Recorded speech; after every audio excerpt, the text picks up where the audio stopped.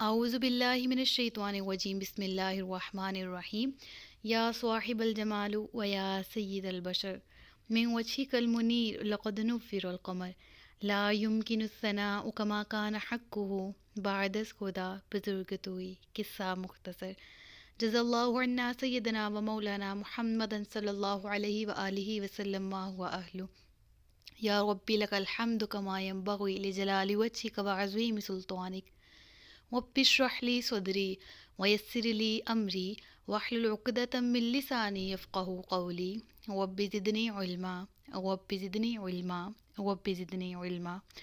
السلام علیکم ورحمۃ اللہ وبرکاتہ۔ میں حافظہ افرا جاوید اسلام آپ سب لوگوں سے مخاطب ہوں اپنے یوٹیوب چینل انفینٹ اسلام میں۔ آپ سب لوگوں کو خوش آمدید کہتی ہوں۔ امید کرتی ہوں آپ سب لوگ خیریت سے ہوں گے، زندگی پرسکون، پر اطمینان اور ایمان بالخیر گزر رہی ہوگی۔ سورۃ البقرہ اردو ترجمہ اور تفسیر، اس کی آیت نمبر 243 تک ہم گزشتہ اسباق میں پڑھ چکے۔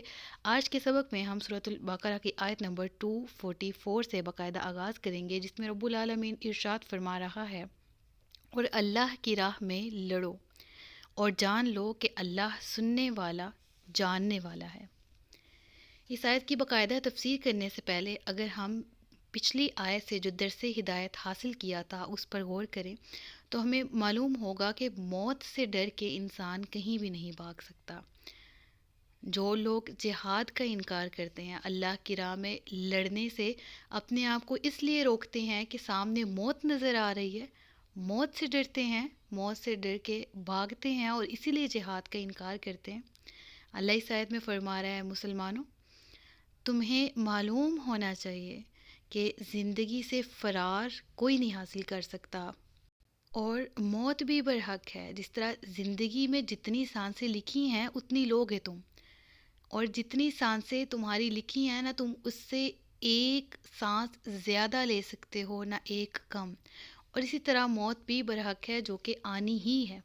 لہٰذا تمہاری کوئی بھی تدبیر تمہاری موت کو تو نہیں ٹال سکتی، تو تمہیں چاہیے کہ جہاد سے نہ گھبراؤ، اللہ کی راہ میں خلوص دل کے ساتھ کفار سے لڑو، منہ نہ پھیرو، جہاد سے منہ نہ پھیرو، کیونکہ اللہ تبارک و تعالیٰ تمہارے دلوں کے حال کو بھی جانتا ہے۔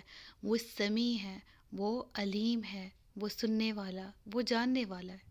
اگر ان الفاظ کو غور کریں، سمیع کس کو کہا جاتا ہے؟ ایسا سننے والا جس کے سامنے الفاظ کی ضرورت نہیں پڑتی، جس کے سامنے کوئی خاص قسم کی پریکٹس نہیں کرنی پڑتی کہ بات کیسے کرنی، وہ دلوں کے حالات کو جانتا ہے۔ بس ادب کا خیال رکھتے ہوئے اپنی زبان میں مگن مانگتے رہو، وہ سننے والا ہے۔ اور جو دلوں میں اٹھنے والے وسوسے جو ابھی زبان پر نہیں آئے، جو زبان پر آ گئے، دنیا والوں میں سے کوئی نہیں جانتا۔ اللہ کہتا ہے میں جانتا ہوں، اللہ فرماتا ہے کہ میں سننے والا ہوں، تمہارے دل کے احوالات کو جاننے والا ہوں۔ اور محض یہ عقیدہ رکھنا کہ اللہ سمیع ہے، اللہ علیم ہے، بے شک یہ عقیدہ رکھنا بھی بہت اچھی بات ہے، لیکن عملی طور پر بھی یہ نام کوئی اپنے حقوق مانگتے ہیں۔ کیا حق ہے ان ناموں کا؟ کہ اللہ کو سمیع اور علیم جانتے ہوئے اپنی زبان سے ہر اچھی بات نکالیں، اپنی زبان سے ہمیشہ خیر کی بات نکالیں، اپنی زبان سے لوگوں کو جہاد پر بہادر بنائیں، بہادرانہ اشعار پڑھو، بہادرانہ باتیں کہو، تاکہ لوگوں کو تمہیں دیکھ کر انسپریشن ملے، لوگوں کو تمہیں دیکھ کر بہادری ملے، تمہارے الفاظ سے بزدلی نہ پیدا ہو، نہ بزدلی کا کوئی بھی عنصر موجود ہو تمہارے کلام میں۔ اللہ تبارک و تعالیٰ نے اس آیت میں گزشتہ آیت سے ریلیونٹ جو ہم نے سیکھا، گزشتہ آیت سے جو درس ہدایت سیکھا، اس آیت میں وہی بیان کیا کہ تمہاری موت کا جو وقت مقرر ہے اسی میں موت آئے گی، لہٰذا اللہ کی راہ میں کبھی بھی جہاد سے انکار مت کرنا، اور جو راہ خدا کے اندر جو اللہ تبارک و تعالیٰ کے نیک لوگوں کو نقصان پہنچائے، جو اللہ کے دین کو، دین اسلام کو نقصان پہنچانے کی کوشش کرے، تو ایسے لوگوں کے خلاف جہاد کرنا لازم و ملزم ہے اور اس سے انکار نہ کیا جائے۔ اگلی آیت نمبر 245، ہے کوئی جو اللہ کو اچھا قرض دے تو اللہ اس کے لیے اس قرض کو بہت گنا بڑھا دے، اور اللہ تنگی دیتا ہے اور وسعت دیتا ہے، اور تم اسی کی طرف لوٹائے جاؤ گے۔ اللہ اکبر، اللہ اکبر، اللہ اکبر۔ اس آیت کی باقاعدہ تفسیر شروع کرنے سے پہلے ترمذی شریف کی حدیث بیان کرتی ہوں کہ حضرت ابو ہریرہ رضی اللہ تعالیٰ عنہ سے روایت ہے، نبی کریم صلی اللہ علیہ وآلہ وسلم نے ارشاد فرمایا، رحمان یعنی اللہ کا دست قدرت بھرا ہوا ہے، بے حد و حساب رحمتیں اور نعمتیں یوں برسانے والا ہے کہ دن رات کے عطا فرمانے نے اس میں کچھ کم نہیں کیا۔ اور دیکھو تو کہ آسمانوں اور زمین کی پیدائش سے اب تک اللہ نے کتنا خرچ کر دیا ہے، لیکن اس کے باوجود اس کے دست قدرت میں جو بھی خزانے ہیں ان میں کچھ کمی نہیں آئی۔ اللہ اکبر۔ اللہ کے پاس تو بہت زیادہ خزانے جن میں تقسیم در تقسیم کے باوجود بھی کمی نہیں آئی، تو اللہ نے اس آیت میں کیا فرمایا؟ کون ہے؟ کوئی ہے جو اللہ کو اچھا قرض دے، قرض حسنہ دے؟ من ذا الذی یقرض اللہ قرضا حسنا۔ ایک بات یاد رہے، اس آیت میں قرض حسنہ سے مراد، اللہ کو قرض دینے سے مراد راہ خدا میں خرچ کرنا ہے۔ اللہ کے راستے میں خرچ کرنے سے مراد کیا ہے؟ اللہ کو قرض حسنہ دینا، اسے مثل قرار دیا گیا۔ اللہ اکبر۔ اور یہ کیوں بیان کیا گیا کہ اللہ کو قرض حسنہ دو؟ حالانکہ اللہ نے اپنے بندوں کو دینے کا حکم دیا۔ ہم جو بھی راہ اللہ میں دیں وہ اللہ کو تو نہیں دے رہے، اللہ کو تو بس نیت جا رہی ہے، اور نعوذ باللہ نہ ہم کسی قابل ہیں کہ ہم اللہ کو کچھ دے سکیں، ہم تو مالک کو راضی کرنے کے لیے آئیں۔ مالک نے جن لوگوں کو دولت دی وہ مالک ہی عطا کرتا ہے، مالک نے جن لوگوں کو نہیں دی، پھر جو صاحب استطاعت ہیں ان کو حکم دیا کہ ان لوگوں کی مدد کرو جو تنگ دست ہیں، اور ہم لوگ اپنے مال پر ہی سانپ بن کے بیٹھ جاتے ہیں۔ ہم لوگوں کی گردنوں میں اکڑ آ جاتی ہے، چار پیسے آ جائیں، ہم مالک کے احکامات کو بھول جاتے ہیں۔ اللہ کہتا ہے میری راہ میں دو، اس سے مراد مجھے قرض حسنہ دیا۔ کیوں کہا؟ جیسے قرض دینے والا یہ جانتا ہے نا کہ اس کو قرض واپس آ جائے گا، وہ اسی نیت پہ دیتا ہے، اسی شرط پہ دیتا ہے نا کہ اس کو واپس مل جانے پیسے، ٹھیک ہے نا؟ تو اللہ کے ساتھ بھی یہی معاملہ، اللہ کو دو گے تو یہ مثال کیوں بیان کی گئی کہ اللہ کی راہ میں دو گے، اس سے مراد اللہ کو قرض دیا، اس سے مراد یہی ہے کہ تم اللہ کی راہ میں دو گے تو یقین رکھو کہ تمہیں واپس دے دیا جائے گا۔ اللہ اکبر۔ کتنا پیارا طریقہ ہے اللہ تبارک و تعالیٰ نے مومنوں کو بات سمجھانے کے لیے جو اختیار کیا۔ مجھے قرض حسنہ دو، یعنی میرے بندوں پر خرچ کرو، اور ایسا نہیں ہے کہ جو تم میری راہ میں دو گے وہ تمہارے مال کو کم کر دے گا یا ختم کر دے گا۔ دنیا میں جتنے بھی امیر لوگوں کی فہرست اٹھا کے دیکھ لے، ہر ایک وہ ہے جو صدقات اور خیرات میں سب سے آگے ہے۔ یاد رکھیں، اللہ کی راہ میں جو مال دیا جاتا ہے وہ لوٹ کے اتنا ہی نہیں، اس سے بہت زیادہ ہو کے واپس لوٹا دیا جاتا ہے، جیسا کہ اس آیت میں مذکور ہے کہ تو اللہ اس کے لیے اس قرض کو بہت گنا بڑھا دے، اور اللہ تنگی دیتا ہے اور وسعت دیتا ہے۔ اے بندے تو کس طرف چل پڑا؟